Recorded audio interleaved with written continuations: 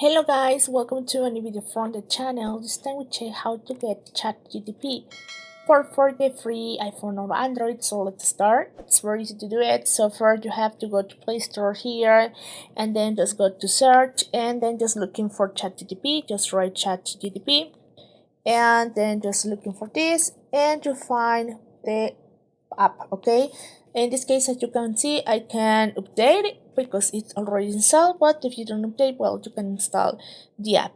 Then when you install ChatGPT, then you can use it without any problem. So just go there and you will find to use it completely free. You can start using it and it's very easy to do it. So now you have to log in with your Google account. If you have it, just click there and you can ask anything to ChatGPT. Remember, this is a new AI that you can use whenever you want and you can ask anything.